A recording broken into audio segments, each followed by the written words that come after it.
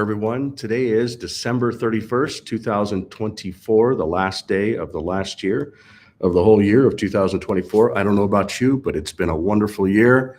Difficult in many ways, but grateful for the opportunity to be here. We're also joined by a crew from around the world, from Aotearoa to Australia to Mexico to the Hawaiian Islands, as well as here on the mainland in the United States of America. Today, we're going to go through a quick update regarding Digital World Town Hall Report Out meeting and welcome you to 2025.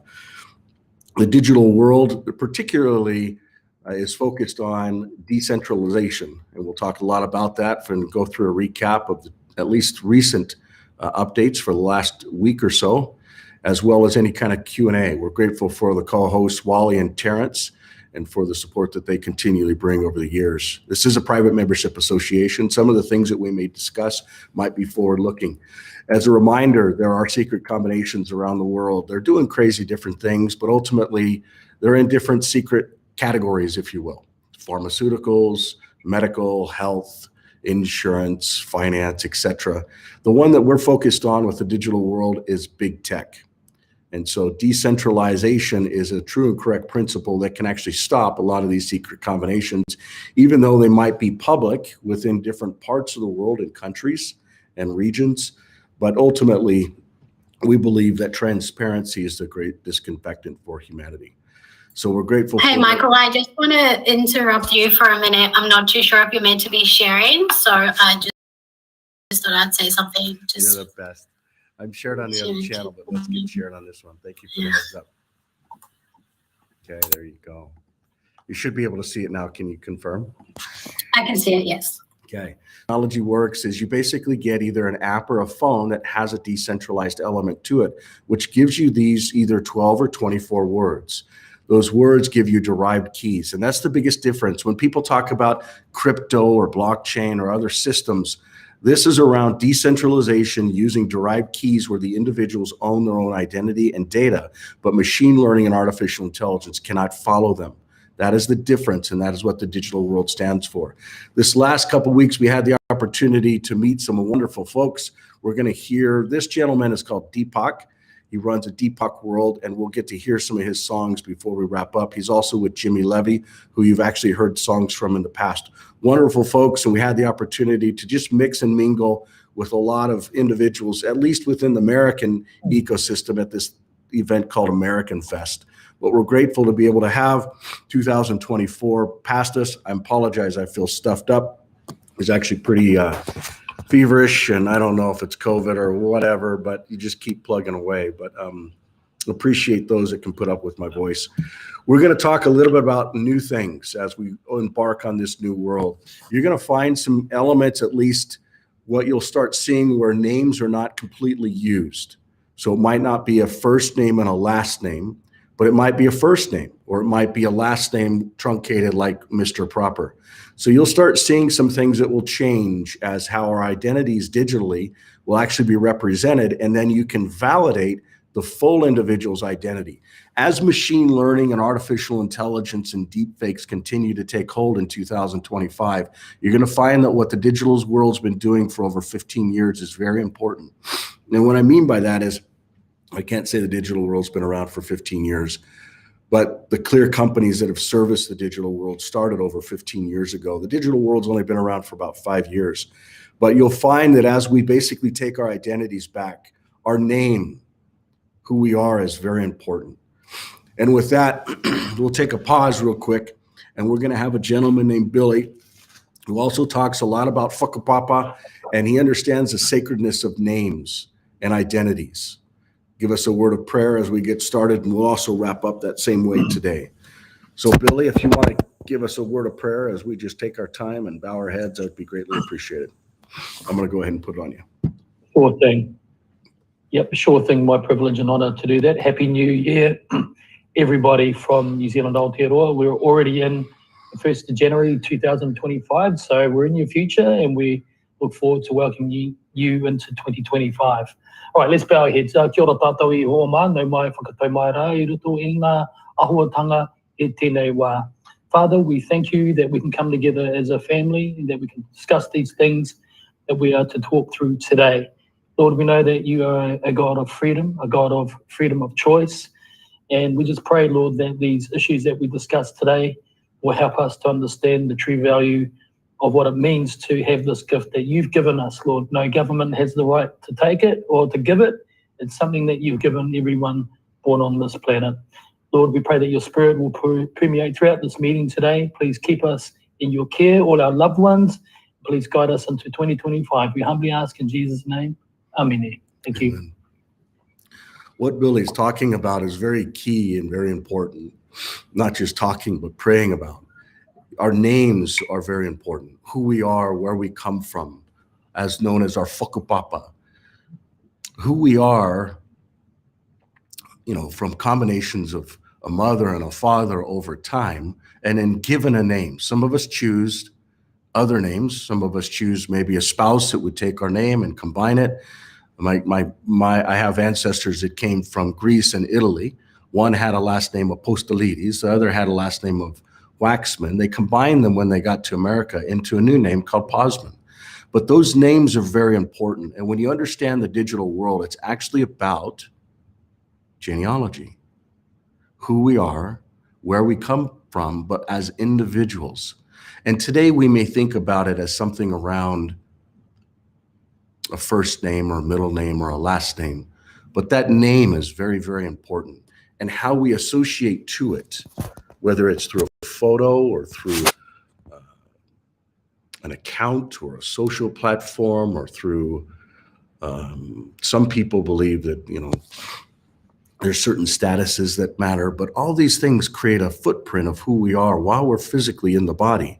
And the digital representation of who we are is in between what we would look at from a spiritual standpoint and a physical standpoint. So how those come together, there's really a digital element that connects all of that. And we'll talk a lot about that. We'll talk about life, how we create life, new life. We'll talk about new beginnings. When we look at different systems and signs and tokens and elements, when we talk about the history of what we've learned, at least over the last 12, 13, actually almost 14 plus years with certain assets and maybe new assets, and then maybe the launch of a new environment. The digital world in 2025 will become very real and very important from my perspective. We talk about a new Life app. You'll see this Clear Life app is actually going to be launched in a very different way than what we've seen historically. So this is actually an element that will go live over the next 3 to 4 days. We'll talk. Are you showing something, Michael? I can't see anything. I'm not too sure. Yeah, thanks for the heads up. I'll go back and make sure that you can actually see it. Share again. If that drops off again, let me know. You should be able to see this now. Can you see this? Yes. Yeah. So this is a new version of Clear Life that will be available in the app stores from Google and from Apple, as well as from Huawei. So 3 different stores in addition to the ClearOS marketplace. So 4 different marketplaces. As you can kind of see illustrated here, there's different environments. There's also some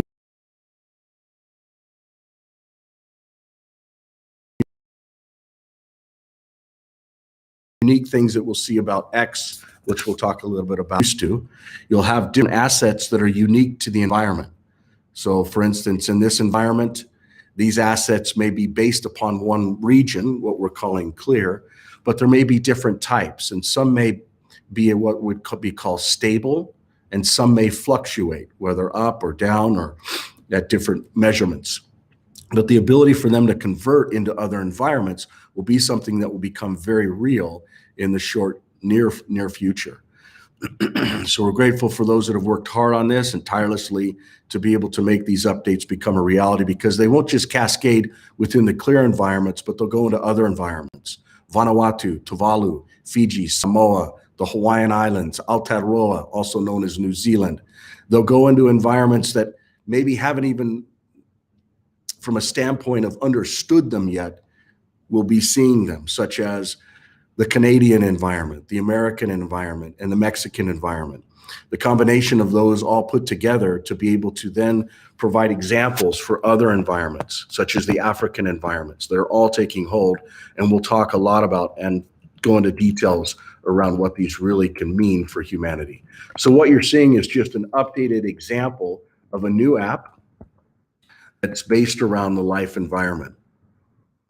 Let's see.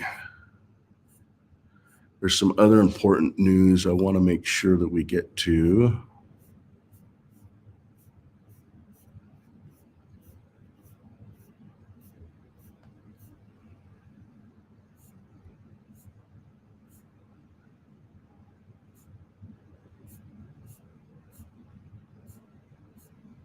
Boy, oh boy.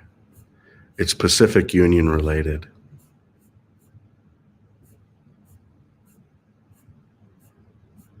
I may have already passed it. We have a gentleman on. Mr. Green, are you able to talk right now by chance?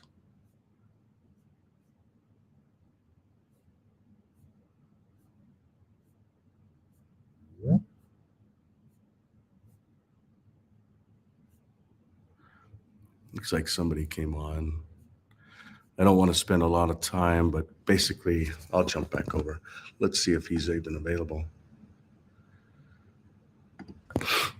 I'll continue to just go with the presentation. So, yeah, okay. Here. Okay, wonderful, wonderful. So when we look at the life cycle, so when we look at how humans actually spend money or time, well, they spend their time.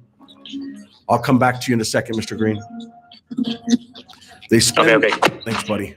They spend their time basically providing value to others to be able to create some type of monetary value to spend it on things in their lives, such as maybe a home, maybe fuel, and that could be, fuel for a vehicle, or maybe some form of fuel that's being burnt to create power and electricity and lights.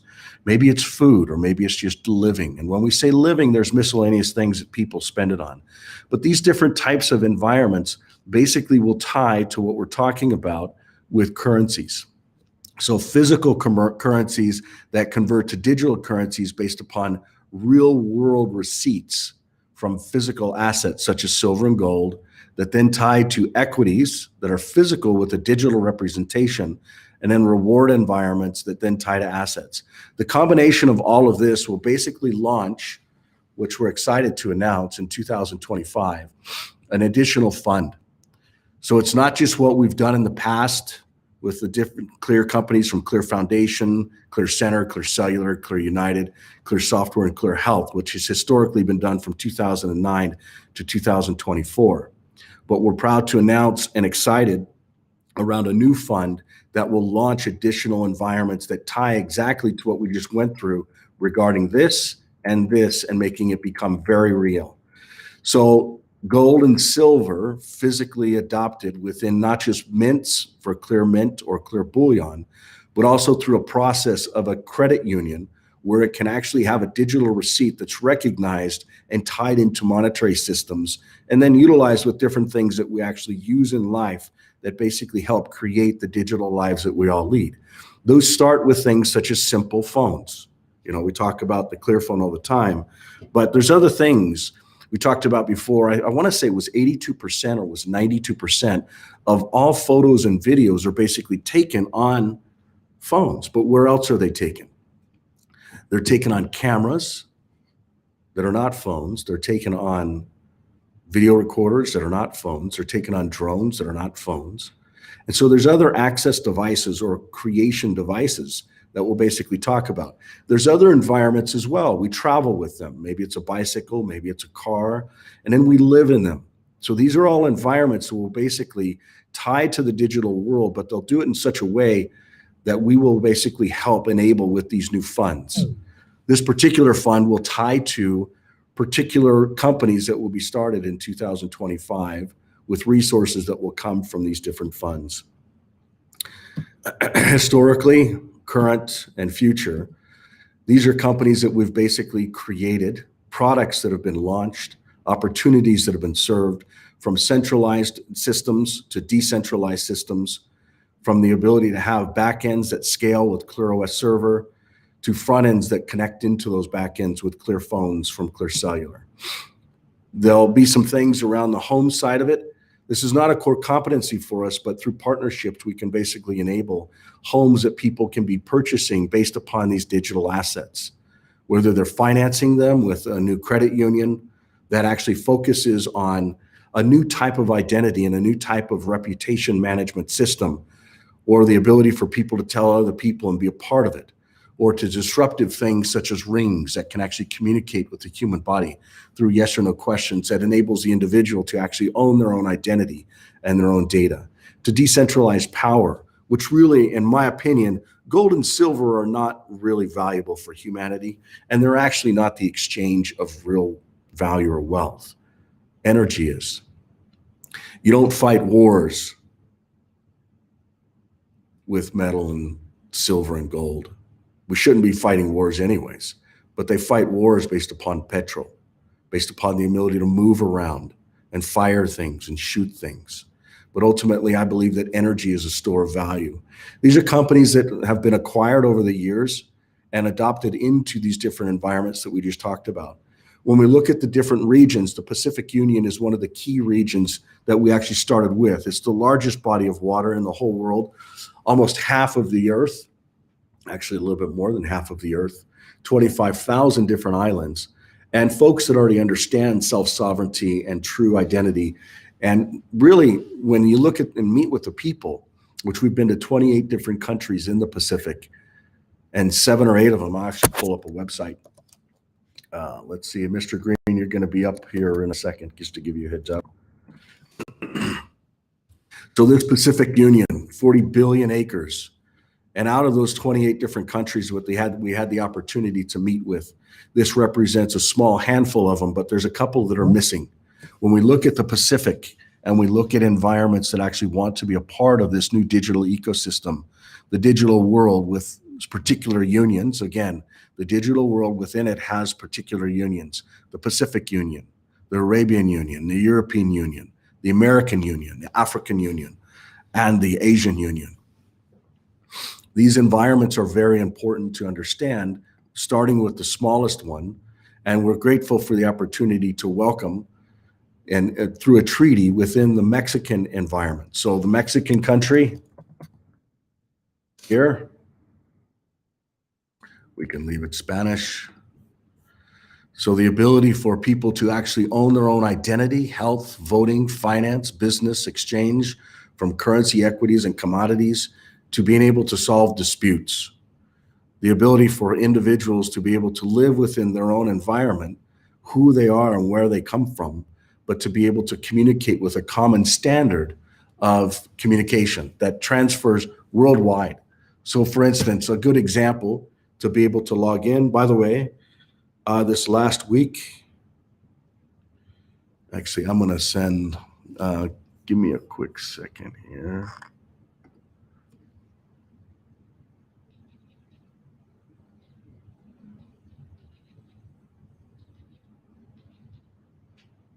Mr. Green, are you with us? Yeah, I'm here. Okay. Your announcement's going to be up next. I'm just going to send off a message to Phil Lane, who we were trying to get with earlier. Okay. He's finally online, so let's see if he joins us. I just sent him a message. So when we're talking about this Pacific Union, an environment that is massively missing is the Mexican country. And so for those that may not be aware, and I was just going to tell you that I actually rebuilt my phone after 2 years with a new phone because I went out and shoveled the walk in the rain and ended up killing my phone.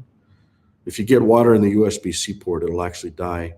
But what's nice is I'm grateful to report literally just an hour or so, I had all apps rebuilt, all data moved over, everything just by putting in my keys, and was able to synchronize it. It worked very well. So I've just logged into the Mexican country environment, and you can do things such as registering vehicles or getting certain certificates, maybe birth certificates, adoption certificates, marriage, death, joining councils, having your voice heard, helping to adopt the future. Maybe it's a license. Maybe it's a business. Yeah. Maybe it's based around, I'm going to see if that was Phil.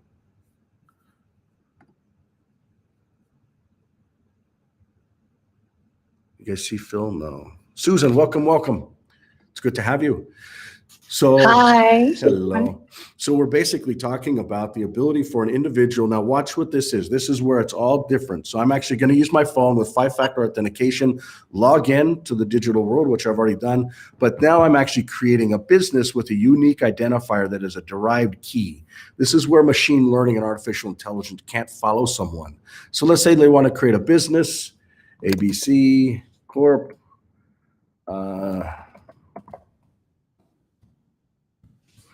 It can literally go through. I don't know that I've got a mark for this.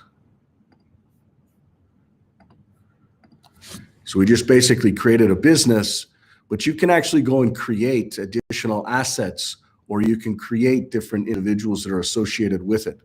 So you can see it real live. So this is what the whole world would see when creating this business, the reputation, any assets, any members, all the details tied to it, all off of this particular app, kind of like we were talking about ClearApp earlier, but with the Mexican life.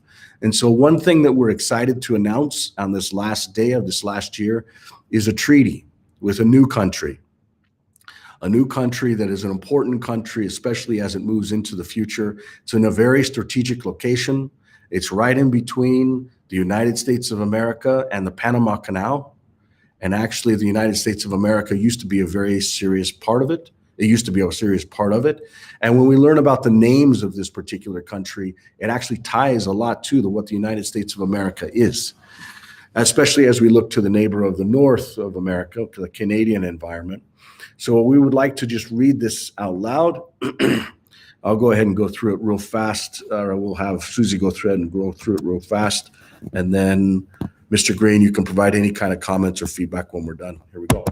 Treaty of Digital Collaboration and Sovereign Advancement. Preamble. This treaty is made between the Mexican country, represented by Mariano Leroy Alcazar Green, and the Pacific Union, represented by its governing body, on this first day of January, 2025, recognizing the transformative potential of the digital world and its decentralized identity, financial systems, land management frameworks, asset management protocols, and dispute resolution standards. Both parties commit to advancing freedom, sovereignty, and independence for the benefit of their peoples. Article 1. Purpose of the treaty. The purpose of this treaty is to establish a formal partnership between the Mexican country and the Pacific Union. 2. 1. Promote the adoption of digital world standards across governance, financial systems, and asset management within the Mexican country. 2. Provide the Mexican people with tools for self-determination, sovereignty, and economic empowerment. 3. Enhance collaboration between the two parties. 2. Create a sustainable, prosperous, and equitable future. Article 2. Commitments of the Pacific Union. 1. Technical assistance. The Pacific Union shall provide technical expertise and infrastructure to integrate digital world systems into the Mexican country. 2. Capacity building. Training programs will be implemented for Mexican officials and citizens to maximize the potential of digital world systems. 3. Continued support. The Pacific Union will offer ongoing support to ensure seamless adoption and utilization of these systems. Article 3. Commitments of the Mexican country. 1. Adoption of digital world systems. The Mexican country commits to implementing decentralized identity, financial, and land management standards as provided by the Pacific Union. 2. Collaboration with clear companies. The Mexican country will work with clear companies and related entities to ensure effective integration of these systems. 3. Sovereignty and freedom goals. The Mexican country will prioritize the realization of sovereignty, independence, and freedom for its people through this partnership. Article 4. Statement by Mariano Leroy Alcazar Green. On behalf of the Mexican country, I, Mariano Leroy Alcazar Green, extend my deepest gratitude and appreciation to the Pacific Union, the digital world, and the clear companies that serve tirelessly to enable this transformative initiative. For too long, the Mexican people have been denied the true experience of sovereignty, independence, and freedom. This partnership ushers in a new era of opportunity, where digital innovation and decentralized systems empower every citizen to take control of their identity, assets, and future. As we welcome this new year, I am filled with hope and excitement for the possibilities ahead. Together with the Pacific Union and the clear companies, we are not just shaping policy but creating a legacy of self-determination and prosperity for future generations. Article 5. Entry into force. This treaty shall enter into force upon ratification by both parties and the ceremonial exchange of mutual commitments, marking the beginning of this historic collaboration. Article 6. Dispute resolution. Both parties agree to resolve any disputes arising under this treaty through the digital world's decentralized dispute resolution protocols to ensure transparency and fairness. Signed on this first day of January, 2020. So this is planned to be signed tomorrow. Mr. Green, do you have any feedback or Beautiful. thoughts on this? Yeah, beautiful. Yeah, they're very excited about that. Well, first of all, hi everybody. It's my pleasure to see you all and to hear all this good news. So last week, I reunited with the president of the Senate, the Mexican Senate, and they're very excited about this new project. They just needed to stop everything. Your mic just got muffled. There you go. Yeah. Can you hear me now? Oh, perfect. Yeah, you're good to go now. Perfect. Yeah. Thanks. So yeah, they are very excited to move forward and continue this new relationship with the Pacific Union. and the sovereignty of the countries. There are new moving pieces all along, and new people that are going to do something very good for all these people. I'm very excited about that. Thank you. Thank you. And thank you for the opportunity to work with you and for seeing this so early on. It's a true pleasure to be able to build with you. Thank you, man. So when we look at the Pacific Union and we tie it to other parts of the world, it's important to note that it's just one part. And when the Pacific Union stands up, it's very different than what the European Union did around GDPR and consent within the European Union, but GDPR within the Pacific Union around human rights for the individual to have privacy and identity and the right to travel. Those things are very, very important. For those of you that may not be aware, there are 3 phases to the rollout. The first is in the Pacific. The second is in key strategic environments, which we'll talk a lot about in the future for 2025. The phase 3 is within the BRICS environments, which have already been seeded, and they roll out, believe it or not, the same technology that the digital world is already built on.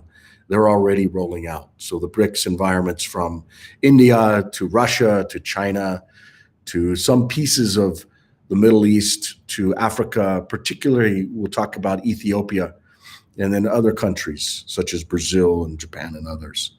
So we're grateful for the ability for the future to be so transparent as we roll out these different systems and identity management environments. Some of the other products that we'll see in 2025 will be physical assets such as gold, silver. There may be elements of nickel and bronze and steel and aluminum, but how they actually turn into products and how they actually turn into digital receipts and how they can be used for humanity will be something that is very new, unique, but also set a precedence for the future. There'll be new types of use cases for how the digital world will basically be captured and for how it will actually, it's really a form of not just adoption, but gamification. So doing it in such a way that is very unique, maybe around certain types of devices, maybe around how things are accessed or controlled, maybe around how things are built and lived in. Why can't we live in homes that basically use the existing monetary system to fund them, but they're half the cost and they're actually healthy to live in, and we can build them within weeks instead of many months, and they can be supplied in such a way where they're actually using economies of scale for the betterment of humanity, and we can choose where we want to live and how we want to live. There's new life-based apps, whether it's bikes or cars or homes, that basically tie into reputation and how credit facilities can actually be used and adopted, whether it's access devices, high-end cameras or video cameras that we're used to, and how we actually adopt these environment lives. So what I'll do is I'll show you a little bit about some of these systems that we just talked about and show you how they'll actually be adopted. First off, this is the new Clearphone that will be coming out in 2025. The camera, the memory, the CPU, the disk, the screen, and the batteries are all basically better than the prior models, as they usually get faster and they usually get more crisp. But ultimately, the same decentralized software that you're used to around the Clearphone will be there. You'll continue to have access to the existing Clearphones, the 624, the 224, as well as new lines of Clear Cellular service. So there'll actually be some new subscriptions that tied to satellite systems in addition to the cellular-based access. You'll also see 3 additional phones, 2 that will have new brands. One that is the X phone. I'll show you a little bit more about that here. So the X phone and the details that will tie to that, currently in the process of integrating a login system that will work within other realms around identity. Can you imagine? Jack Dorsey is who actually helped start Twitter / now X, and the things that he's working on after he sold it is around a decentralized social platform. But what if X actually became a decentralized system, ensuring that people's identity was a strength? What if that was realized within 2025? where people can actually have an access device, but not just for communicating, but also for identifying and creating future systems for future realities. The other things that are important are around the Tesla phone. So we'll talk a little bit about this device. So this phone will be, from a cost standpoint, very affordable. It will talk about decentralized systems and identity, especially how it ties to the individuals being able to own their own identity. For instance, when we look at this Mexican environment,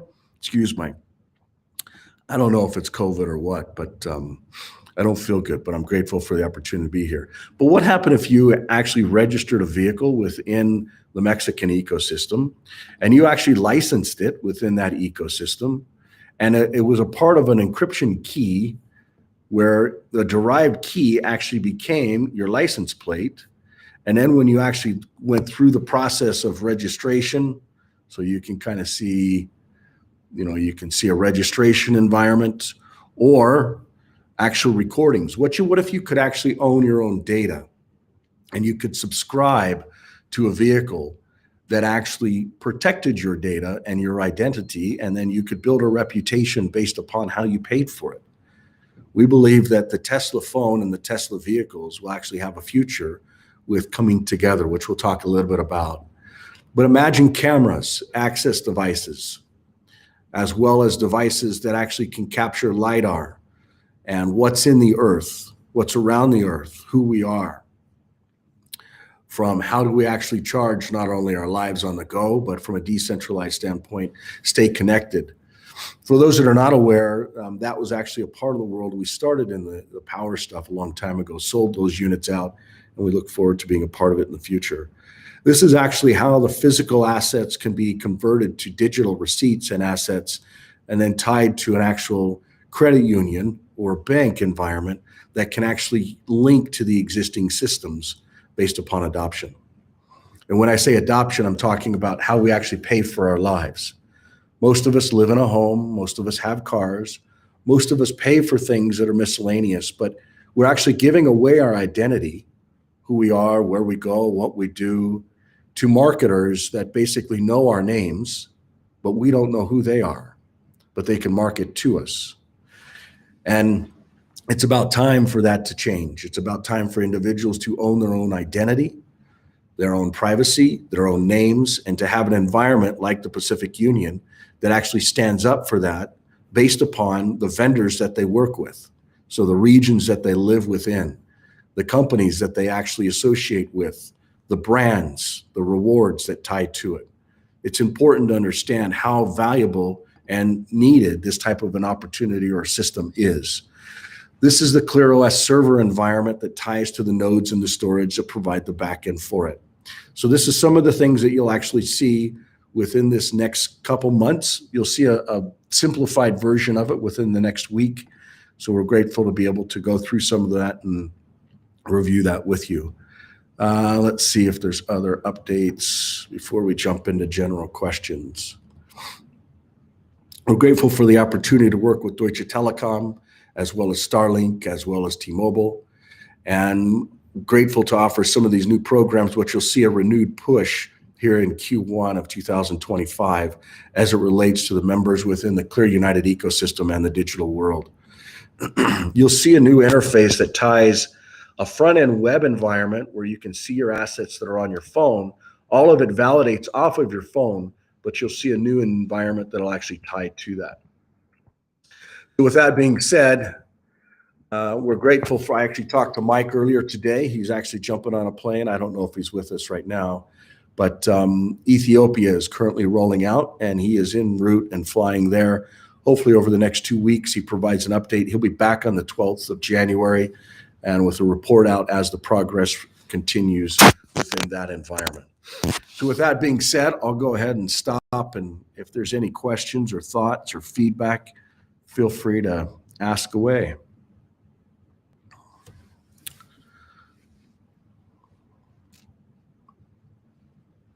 Hello, everybody. Can you hear me? We got you.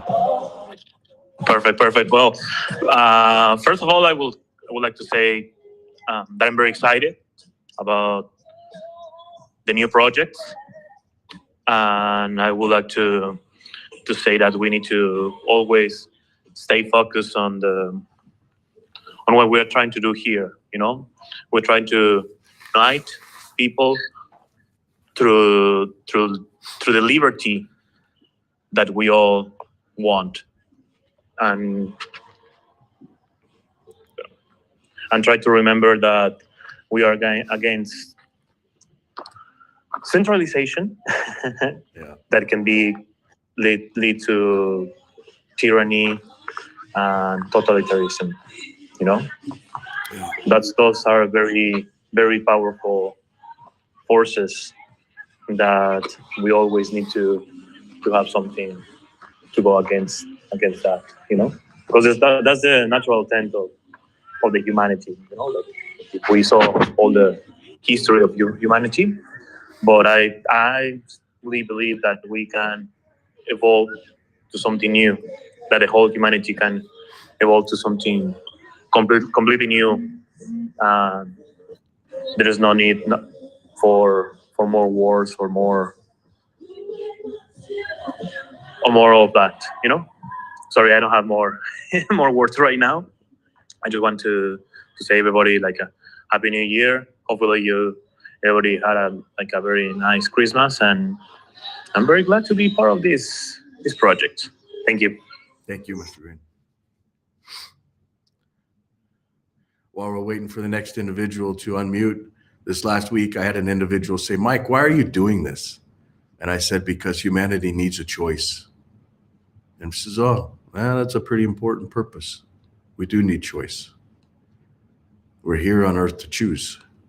So, next question, thought, comment, feedback,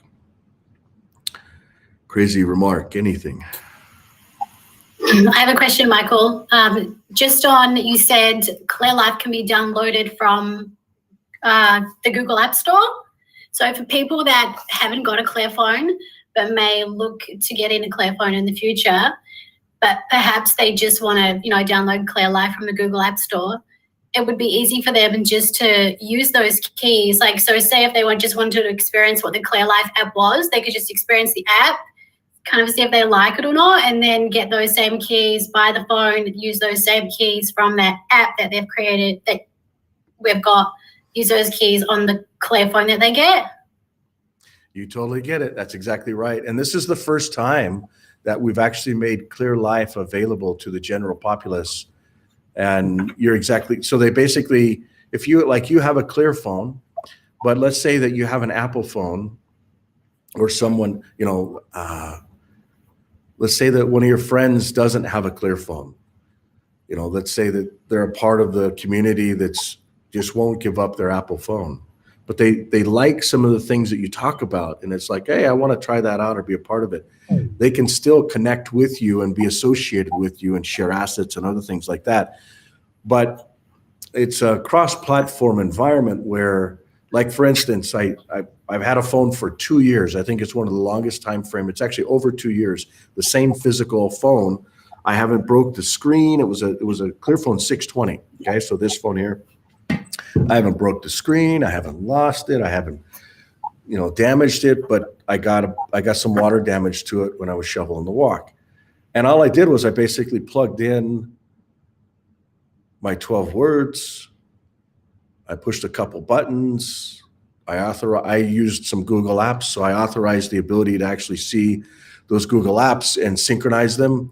I imported 131 apps and many, many contacts, calendar, messages, all within an hour or two. And my new phone was set up just like my old phone was. So the ability to have, multiple different, these are all Clear-based apps, the ability to have everything that was already there, all the logins, all of it, within an environment that is something that I as an individual can control, instead of in an environment like Apple and Google where your data is controlled by them. So the importance of having a ClearPhone is still all of these other apps. So for instance, all of these apps, there's actually 16 different applications that are Clear apps these synchronize your data, but if you're using centralized systems, it provides a pathway off of them. So if you're using Apple Mail, Apple Text, Apple Video, Apple Contacts, Apple Calendar, or Google Calendar, Contacts, Messages, etc., all of that can come into these apps. And as you move off of those systems, it creates a path to go from a centralized environment to a decentralized environment, because most of our data is all peppered within third-party environments. So with that being said, that's the value of a ClearPhone, is all of these other apps. But for people that just say, you know what, I just want to be a part of this digital world. I want to get digital assets and digital identity and maybe get a registration or a permit or a license or a plate, they can download it and they can get their 12 words and they can link it with their face or their finger, which is all dynamic based upon the phone platform they're on. And then if they say, you know what, I want to go from that to a ClearPhone, the same 12 words that they got and fingerprint or face, they literally can now have all that move over into that environment. So it's cross-platform, whether it's hardware or software or Google or Apple or Clear, it's all one. And that's a big advancement. We're excited for it. But yeah, so does that answer your comment or observation? Yeah. Yes, thanks, Michael. Any other thoughts or feedback? Thank you, Becca. Appreciate it. No problems. I do actually have a watch, Michael. I know you guys are doing watches. Do you think eventually in the future it might link to our watches? Because we've got wallets on our phones. So yeah, we actually have multiple, just an office away from me here. We've got multiple watches that we have tested. We ended up with one of our key core engineer, actually focusing in on not a watch, but a ring. And so you'll see a lot about that. You'll see that come in 2025. This will be something that humanity will it'll hit them like a ton of bricks. This has full FDA approval. These things will communicate with the human body through yes or no questions. Today, we're doing it in such a standpoint where, we measure certain things around, heart rate, respiration rate, maybe around oxygen levels, oxygen saturation levels, sleep. A lot of us deal with swimming. Is there swimming? Have you got swimming on there? Swimming? Yes. Yeah. Swimming's part of it. Stepping, activities, running, all of it's kind of built in. But really the value of this is actually bigger. It truly is communicating with the body through yes or no questions, which is something that humanity, we saw it many years ago. We saw it with basically lie detectors. That's what they were. So this will have full FDA approval, as well as the ability to have insurance companies actually pay for it in the United States. Instead of having people check into hospitals or check in with physicians, this will be a tool that will basically empower the next generation of individuals communicating with their own body and identifying that. But the key is, that's really scary when it's not tied to the individual, but a centralized system. And so the goal is to tie that to a decentralized system with decentralized identity. The same type of technology can go into a watch. What we found that the ring is where it starts, and then it'll tie to others' environments. And you'll see a lot of different rings that will break out. But ultimately, the ability to have a device that can actually communicate with the human body through yes or no questions, and then you layer machine learning and artificial intelligence on that, and you end up with something that humanity's never seen before. So if you haven't used AI, which, I don't know how many folks are on here that have or have not, but you can ask it certain questions and it'll pop back other data points, but it can actually continue to ask additional intelligent questions. What if AI can actually be the one that asks questions instead of the individual? But the body is the one that's communicating on the other side. So you take these learning models and you actually communicate with the body through yes or no questions versus having the individual ask the learning model questions. And you're going to see things massively change here in the future. So wrong one. Other thoughts or questions? I know that Victoria, you had your hand up. You're welcome to unmute and ask if you'd like. Awesome, thank you. I was just wondering, with decentralization and identity theft, and I understand the whole blockchain, what happens when you have somebody who has identity theft happen? How do you assure that there's security in that information and that information is tied to the right person?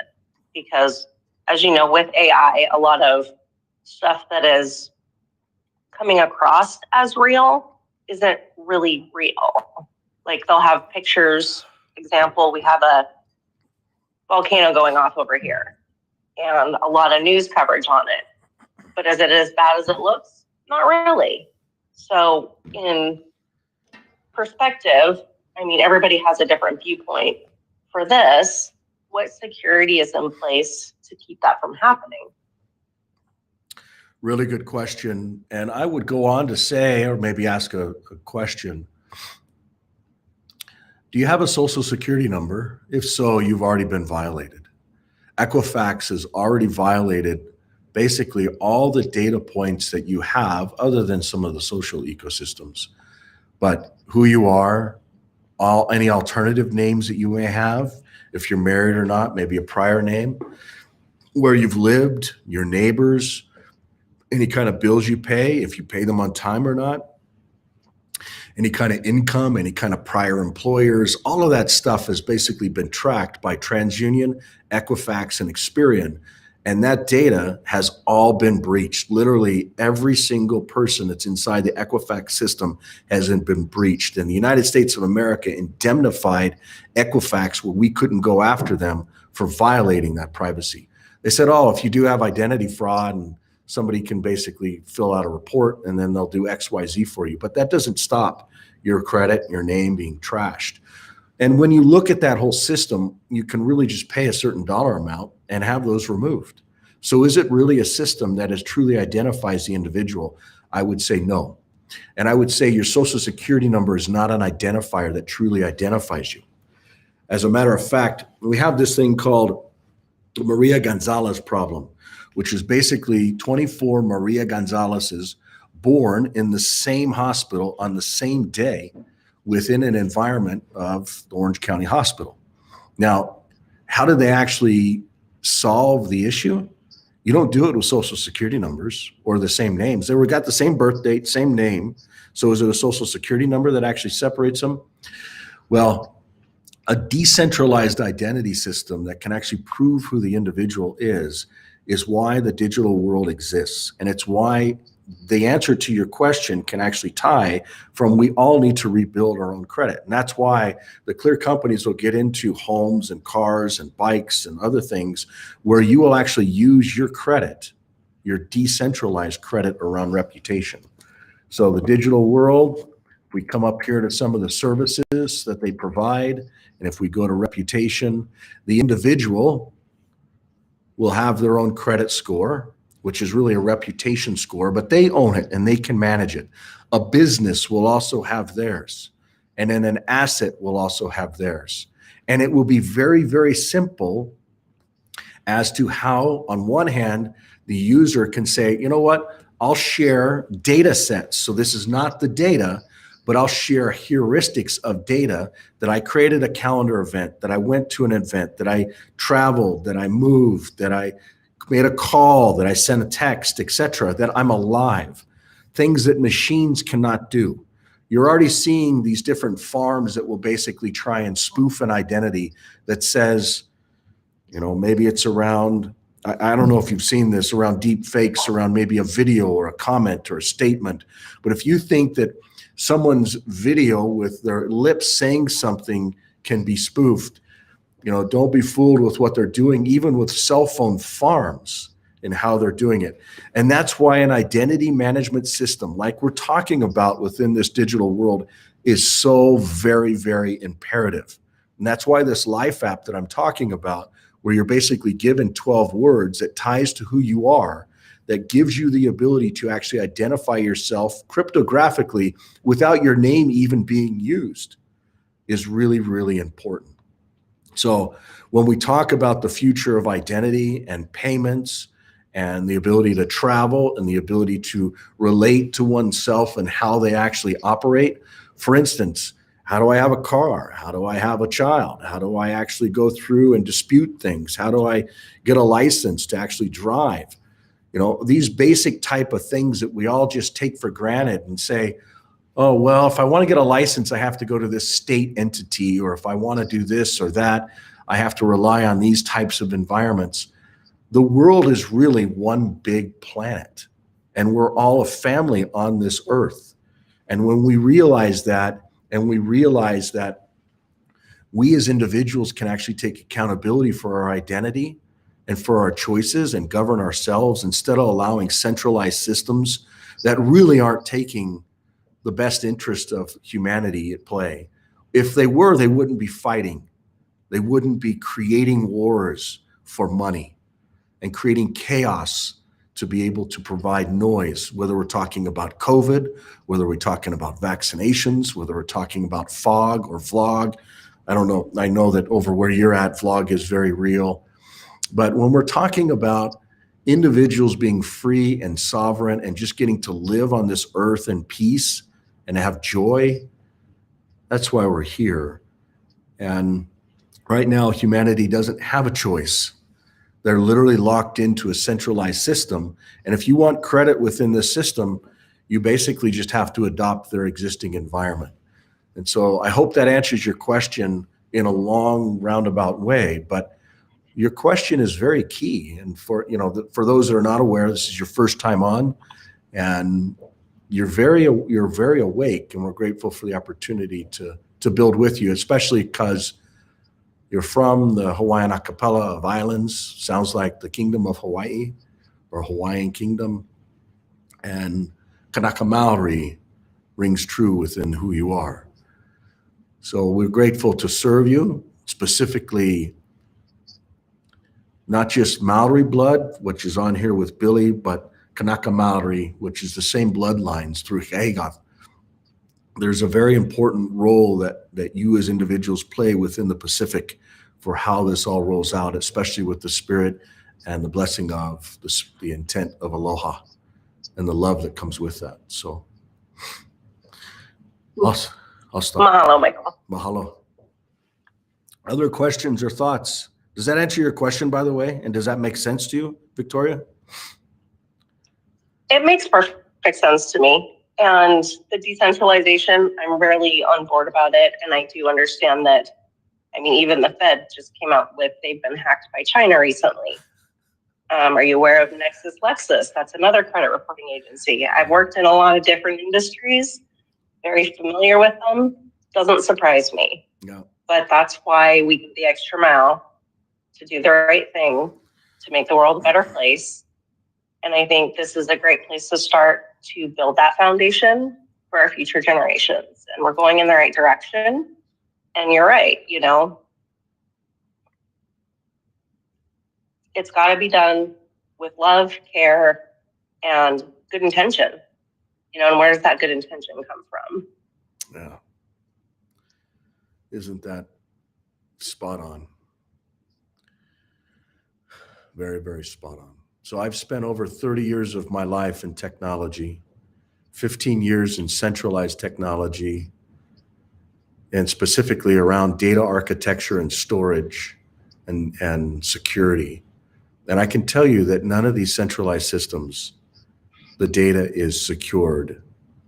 The CMOS level, BIOS level, virtual machine level, operating system level, physical hardware access level, even storage access level, all of it can be compromised.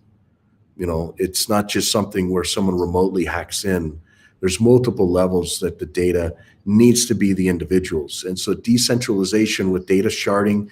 So if I take a photo, it breaks it into 1,000 pieces and stores it in 1,000 locations.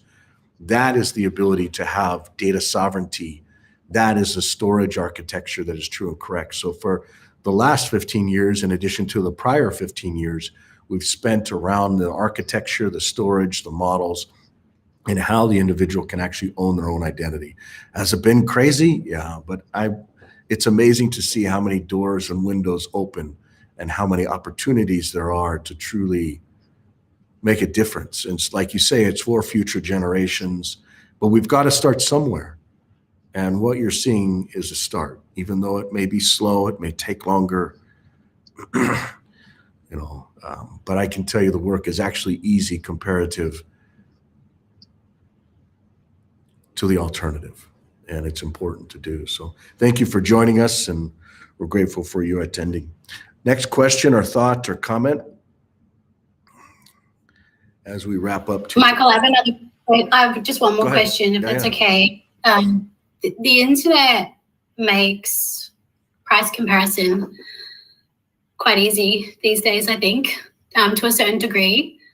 My question is around the digital organizations that we can create. So say, for example, it was a perfect day and say, a business was thriving for like 4 years and they wanted to sell that business off inside of the digital world. Would it be easier from the reverse type system that we have on the NASDAQ to sell that organization so the tax actually goes back to some type of treasury? Because that tax from the NASDAQ, when people sell their companies, they shouldn't be selling their companies anyway after like 14 years, but that tax should be going back to the treasury instead of IPOing after 14 years. So if we had an organization, I hope you're following me. It's okay. But- There's multiple layers to it, but it's okay. Go ahead. Yeah, there is. It's just because I've been looking over lots of treasury things to find the gaps that we have, and I'm seeing that if we have organizations inside of the digital world that are operating, the way that they should, and then after, say, 5 or so years, they wanted to sell that company off to somebody else in the digital world, would it be easier for them to sell the company in this blockchain ecosystem than through the NASDAQ or through our regular centralized system? Your question is very intelligent, and there's multiple different layers to it, and I'll try and break it down. I'm going to break it down using the website and particularly around digital tax. So imagine if someone creates a business inside the digital world, and then they create a digital asset that they allow for shareholders to purchase. And those purchasers are global. So it's not just in America or Vanuatu or Samoa or Saudi Arabia or Europe, wherever, because their own tax jurisdictions where they physically are. And then people can physically be in a certain jurisdiction, but from a citizenship standpoint, people just come into the world and they say, I want a birth certificate for this child, and so I'm going to be an informant and fill it out. I'm in this state, in this country, etc.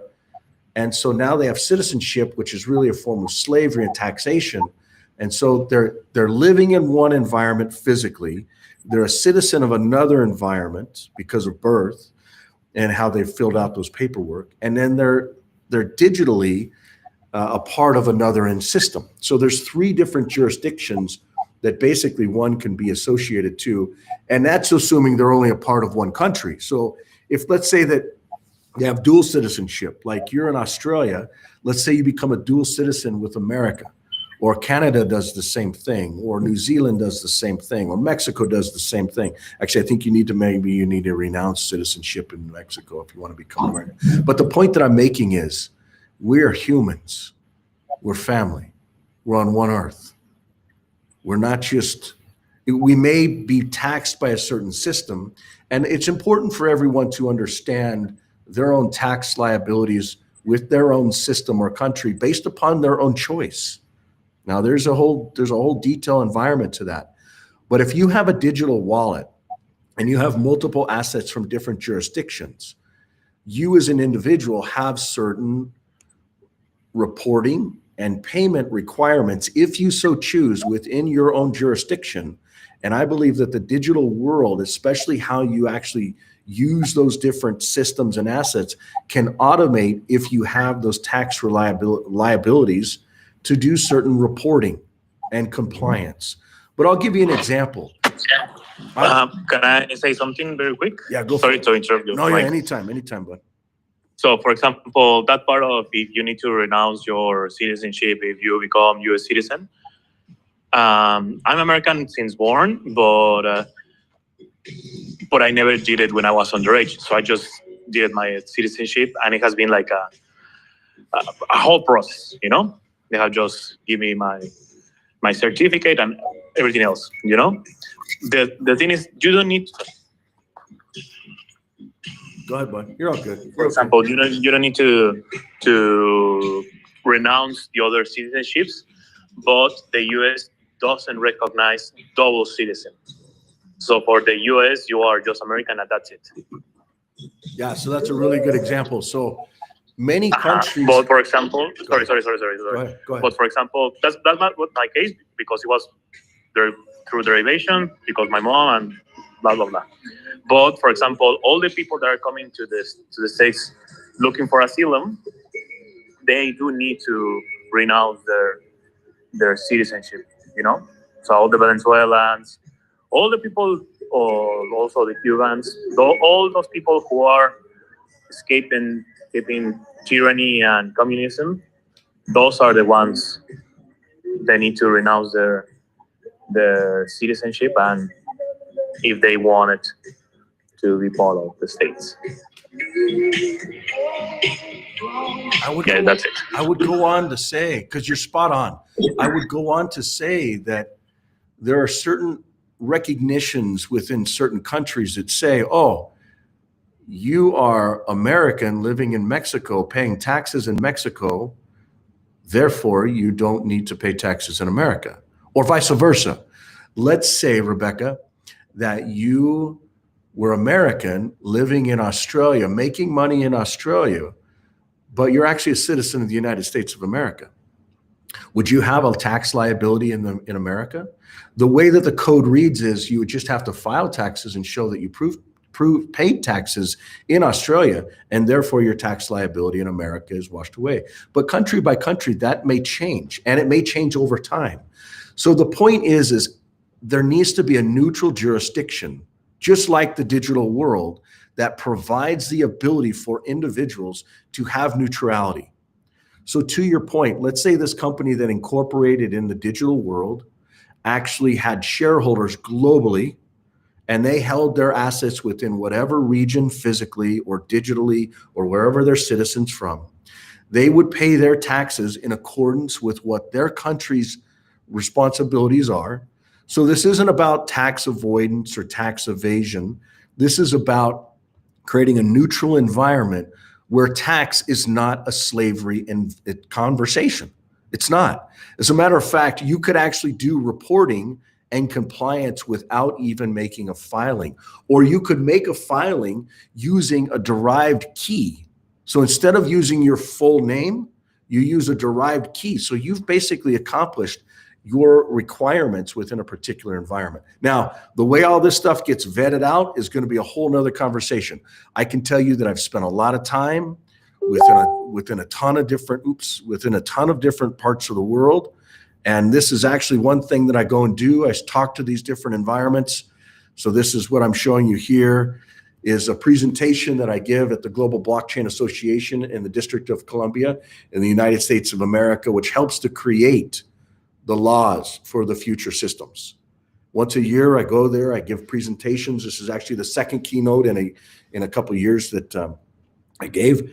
And what it does is it talks about how taxation can actually be realized. And there's a couple, not this last presentation, but the prior presentation, I had an individual from the Internal Revenue Service, the IRS in the United States of America, that came up to me and says, this is the most true and correct presentation I've ever seen. He also talked about the secret combinations and other things. But it really does create a neutral ground for taxation to be able to be realized. Now, what if countries actually adopt the same types of taxation? So for instance, we went through and we actually had a Hawaiian Kingdom conversation within, and that was particularly within this meeting here. So I'm going to go ahead and pull this open so you can see where we actually read. The transaction fee, providing exemptions for eligible transactions. So you can see we actually read through the details. I think this may actually be the tax transaction right here. Yeah, this is a taxation. So you can see there were questions that were brought up. We will go through it. This is both in English as well as Hawaiian. But this is one environment that actually didn't pass. What I mean by that is when we went through a voting process, you see right here that that taxation act, they didn't agree to say 0% taxation, 0. So if you look close, when we look at the actual Kingdom of Hawaii Taxation Legislation Act, that was not one, particularly that the king, particularly the individual that was regarding this, said no. Edmund Paki Silva was like, we need to continue to question that. So the point that I'm trying to drive at is there is an opportunity for neutral taxation to be able to be delivered through a digital environment, which will actually drive companies to want to go public in an environment like this. Why is it that you want to go on the Frankfurt Exchange or the Canadian Exchange or the Japanese Exchange or the New York Exchange or maybe the new one in Texas? By the way, BlackRock just put $100 million into funding a new stock exchange in Texas out of Dallas. Actually, it's out of Dallas, but they're based out of Houston. But the point that I'm driving at is it's 100% digital. As a matter of fact, that Texas exchange is going to use the same root and technology that the digital world is based on. Do you think they're going to have tax? Do you think they're going to have exchange fees? I guarantee they will. But in the end, it's an individual's choice of where they want to be. You know, Mr. Green was talking about refugees coming from Venezuela and Argentina and Brazil and even Mexico, and they're refugees. And that will actually be the song that we wrap up today's meeting on. Why? Because we're all refugees. And we all are visitors here on this earth. Our home.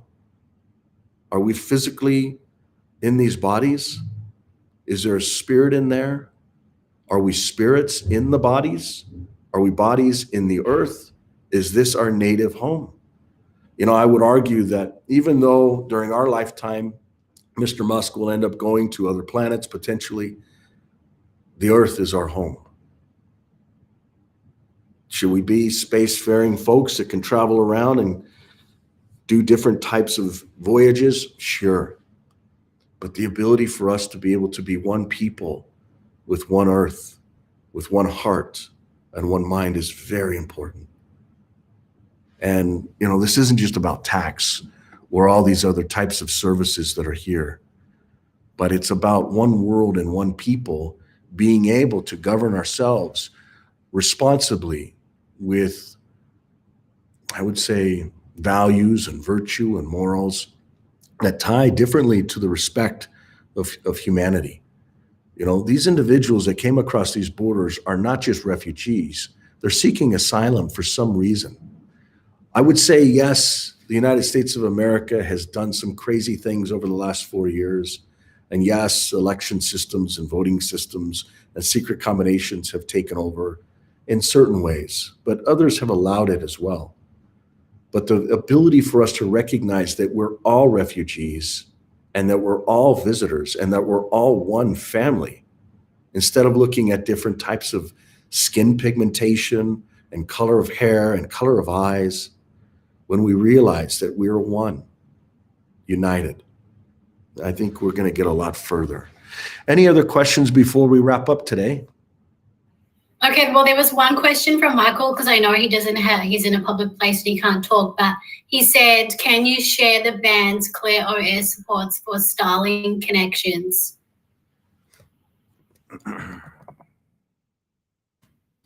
So to find that,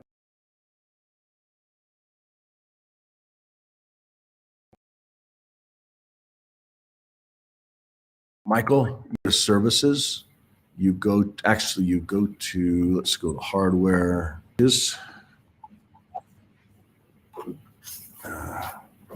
You can see all the bands and frequencies here. So all of these bands here is basically the answer to your question. You also add in band 25 in addition to band 28, 17, so and 20. So put a 25 in there, and that is the answer to your question. I'm not going to talk about 5G, but the bands and frequencies are different than the Gs. So 2G, 3G, 4G, 5G, as you know already, Michael. Any other comments or things you want to discuss or review? Okay. We're going to go ahead and play this song that I think this is the individual that I met with recently. Wonderful individual. Here, I'll actually show you again to recap who he is. And I hopeful for the opportunity. So this gentleman right here, it's not a great photo of him, but he really is a wonderful man. And I look forward to learning his story.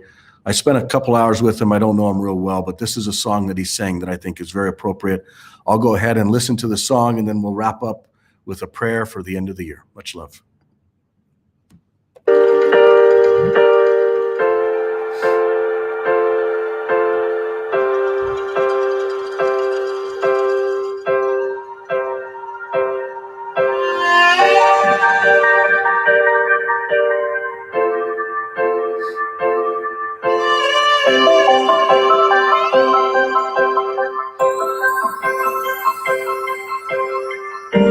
Here's where we begin again. A chance for Is everybody else hearing it? All I'm hearing is static. Yeah, I only hear stuff. If you're not hearing it, I'll go ahead and play it in a different environment. That's a perfect example of how they stop the streaming.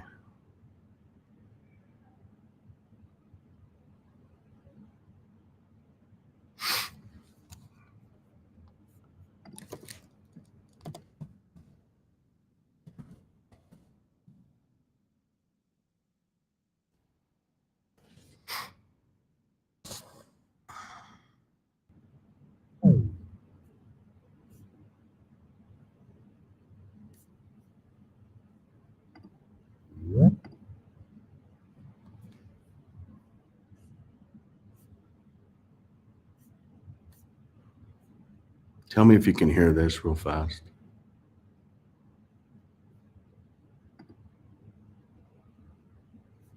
a ghost will slip away. You can hear that okay? Yeah, I can hear it. Okay. That's just a small piece of it. I don't think they'll be able to, let's see, this one will. Yeah, these are all just previews.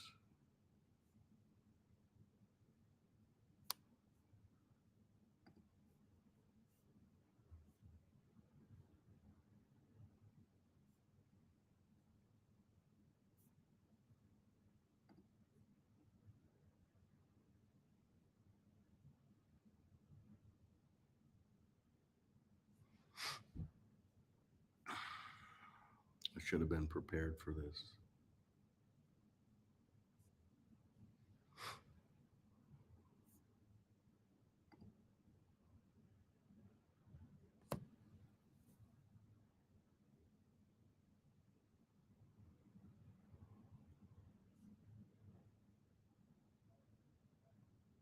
You're only human. That's okay. Is that Susan?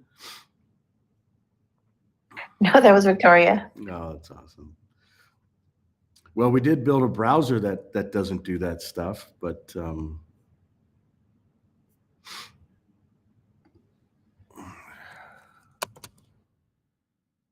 I'll tell you, I don't know if I've got COVID or not, but I sure feel human. Here we go. Here we go. Awesome. This is going to work. There are 3 simple changes I tell all of my arthritis patients. Let's turn him off while he goes through his whatever. There you go. This is ClearWeb, by the way.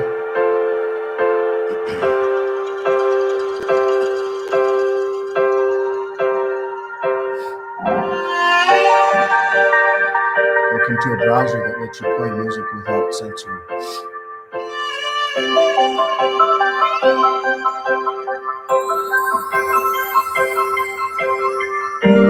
Here's where we begin again, a chance for another day.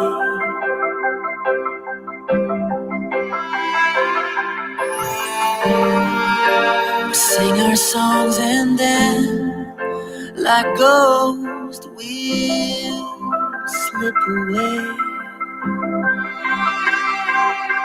Oh, you have your own life.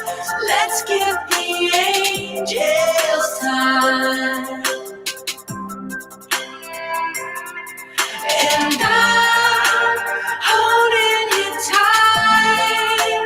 We'll leave the past behind. Oh, where do we go? We're all refugees of love. We're refugees of love. And what do we know? We're all refugees of love. We're refugees of love.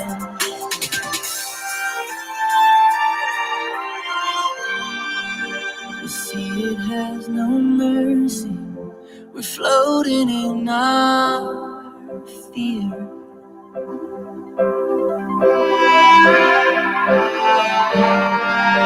Behind a veil of darkness, we say our prayers and we disappear.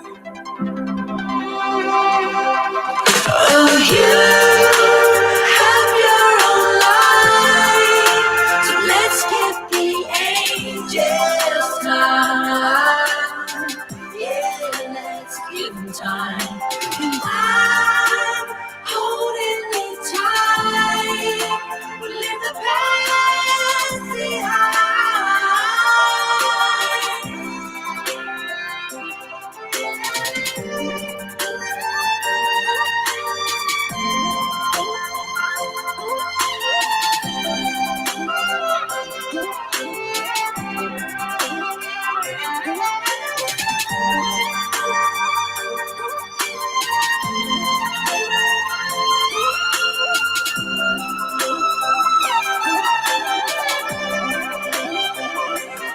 So just close your eyes and let it go. There's no compromise, and now we know that we are refugees of love. We're refugees of love. Too late for goodbyes, we're all alone. Now we realize there's no going home, 'cause we are refugees of love. We're refugees of love. So just close your eyes and let it go. There's no compromise, and now we know that we are refugees of love. We're refugees of love. Too late for goodbyes, we're all alone. Now we realize there's no going home, 'cause we are refugees of love. We're refugees of love.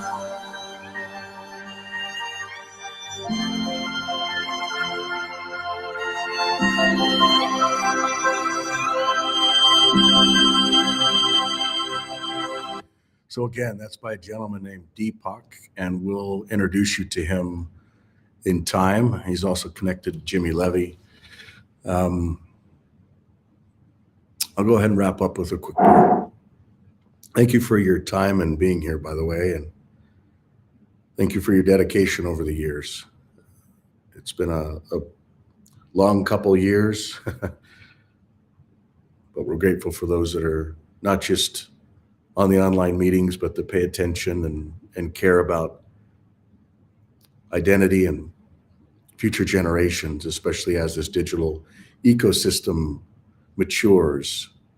You know, the digital world can create an opportunity for decentralization to be a core part of that digital ecosystem.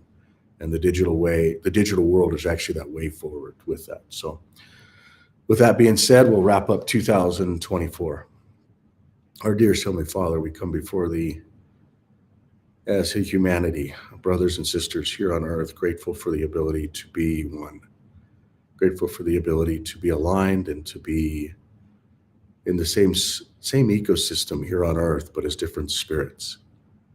That we as individuals with our own perception can see things in ways that are unique based upon our own experiences and lives. We give thanks for these physical bodies, even though they get sick. We could give thanks for the humility that comes from sickness. We give thanks for the strength that they have to be able to regenerate and to be one, even using decentralized principles around intelligence at the cellular layer. Heavenly Father, we're grateful for life. I'm grateful for love. I'm grateful for the spirit of aloha and what that can represent and mean for all of humanity. We ask that we may recognize areas that we don't understand or we don't appreciate. We ask for guidance and understanding, that our eyes may be opened, that our hearts may be opened, that we may see others as Thou seest us, that we may stop the judgment and the rumors and the gossip and the unknowing, and that our hearts and minds may be pure and not only open, but aligned. We ask that we may love one another as Thee loves us. We ask that we may have the understandings of what Thy will would be for us as individuals, as families, as units, as cultures, as Billy would talk about, whakapapa and family. Help us to know and understand what is right, to set a precedence or a ground infrastructure for future generations. Help us to be guided and led, and doors and windows and opportunities open, and that they may be seamless as they come together in unity. We give thanks for the many blessings which we as individuals and collectively this earth receives every single day. We're grateful for the simple things of light from the sun, of fresh air and water and hearts that beat. We ask a special blessing with those that may have lost loved ones this year, that they may know that we're all one in spirit and in body, that this ecosystem is united, that we may not be able to see it with our own physical eyes, but many generations are with us.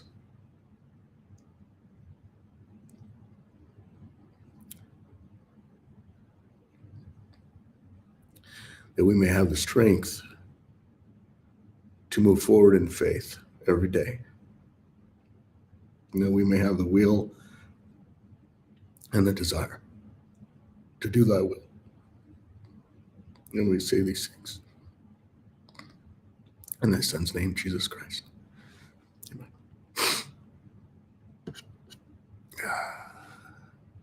Michael, Amen. that was beautiful. Happy New Year, Amen. everyone. Happy New Year. Yeah, I don't pray Prayers much. for you, Michael. That's probably why I don't pray too much. But here's to New Year, 2025, and hopefully better health. Woo! Any of you that are sick, I hope that you get better soon. Much love. Take some vitamin C, Me get too. vitamin D, look into the sunshine, sleep And good, take take ivermectin. magnesium, go to the sauna. God bless y'all. Doing all of that, actually. So much love, everybody. Bye, everyone.